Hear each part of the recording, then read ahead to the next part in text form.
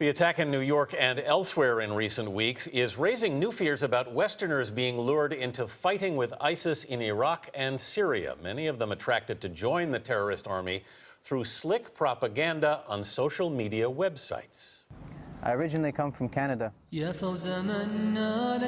I watched hockey. I went to the cottage in the summertime. I wanted to go hunting. Then, alhamdulillah, Allah subhanahu wa ta'ala guided me from the darkness of kufr to the light of Iman, to Islam. I had money, I had a family, I had good friends.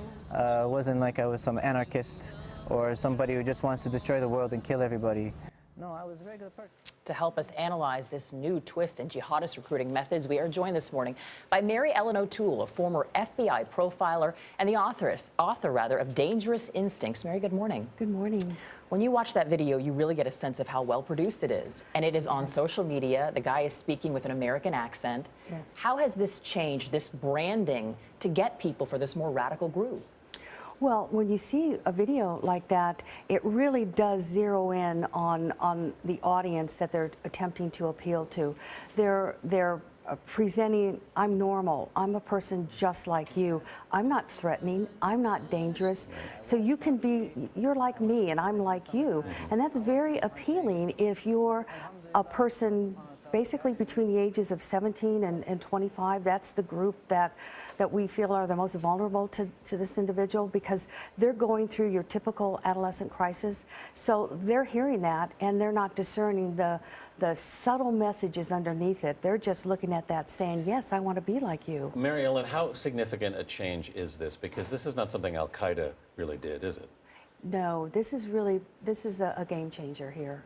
This is really something very different.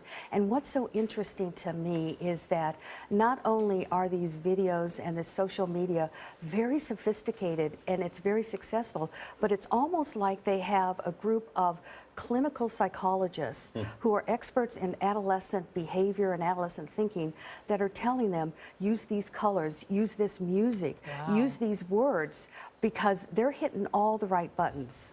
It also seems like if you think about this as a cancer, we are watching the cancer mutate in the sense that the message is changing. Before it was come join, and now it feels like it's more, what are you doing? Why aren't you joining?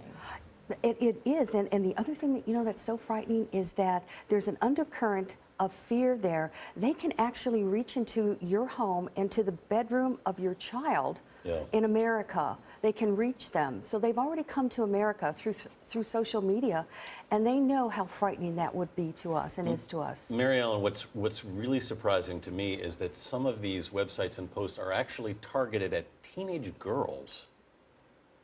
What's going on there?